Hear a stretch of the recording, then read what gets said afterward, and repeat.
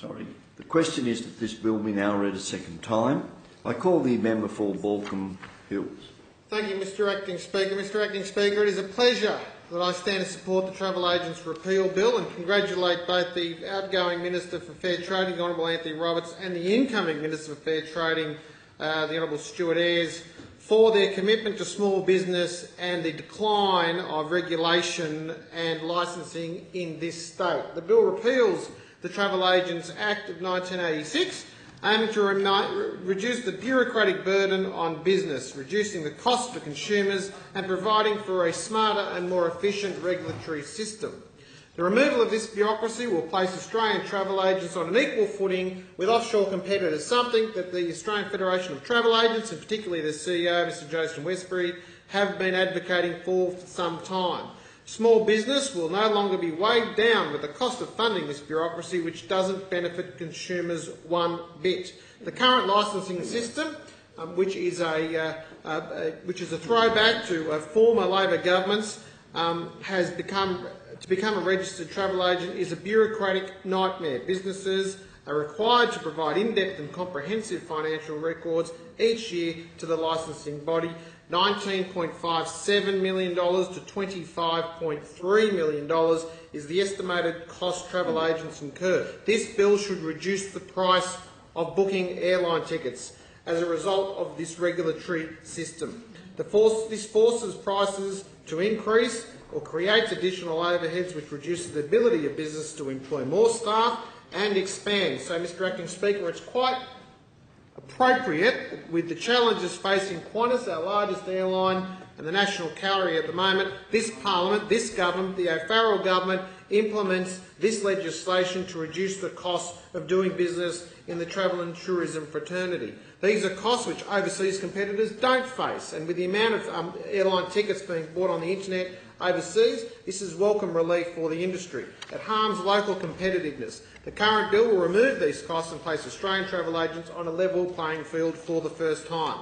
The current system has cost more to administer than it has returned to customers, and the lower fees that Australian faces will mean that travel via a trusted travel agent will be cheaper for consumers.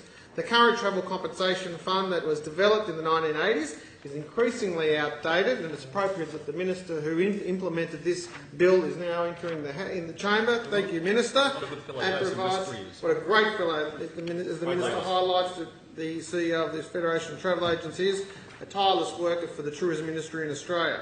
This bill was developed. The Travel Compensation Fund was developed to protect cash or cheque prepayment to travel agents, but only provided compensation if the travel agent became insolvent prior to passing the payment on to suppliers such as hotels, airlines, rail and cruise operators. If a supplier becomes insolvent, as has occurred in the past, and is unable to deliver a service as a result of insolvency or other means, the consumer was not protected.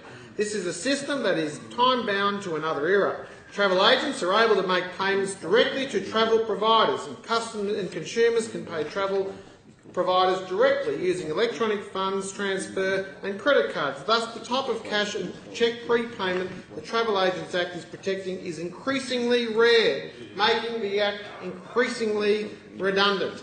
By using credit cards, consumers are able to access additional protection through the chargeback mechanism, whereby the consumer's financial institution is able to debit a merchant's account for the loss as a result of a payment error or the transaction being disputed, often as a result of the service failing to be delivered. Therefore, there are private sector alternatives that are providing more thorough protection against the failure of supply by travel suppliers. Mr Acting Speaker, since the existing scheme does not cover loss caused by suppliers such as airlines, hotels and cruise operators, consumers have always been advised to obtain travel insurance for these services, and should continue to do so, especially in the event of serious issues not covered by chargeback. Could I interrupt the speaker? Have you got much more to go? No.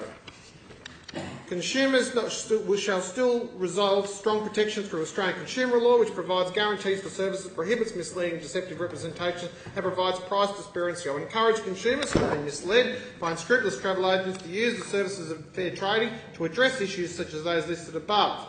Consumers have many avenues to find a reputable travel agent. Once again, once the Travel Agent Act has been repealed, including membership of an industry association such as the International Air Transport Association. The Federation of Travel Agents accredited scheme shall commence this year. Companies that wish to participate must opt in to comply with the voluntary code, which sets standards of good practice in dealing with managing. Participants will be required to commit to complying with Australian competition law in their business practices, and businesses will be required to be fit and proper entities, which requires them to act in an honest and fair manner. Mr Acting Speaker, participants will accept adequate public liability and professional indemnity insurance.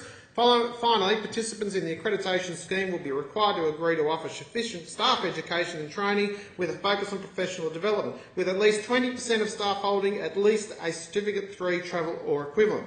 This new industry accreditation scheme will provide consumers with a manner to identify a reputable travel agent and is important to ensuring that consumers are well protected when they travel. As Mr Acting Speaker, the bill shall provide a lower cost to both business and consumer and a smarter, more efficient regulatory system for both businesses and consumers, and therefore I commend the bill.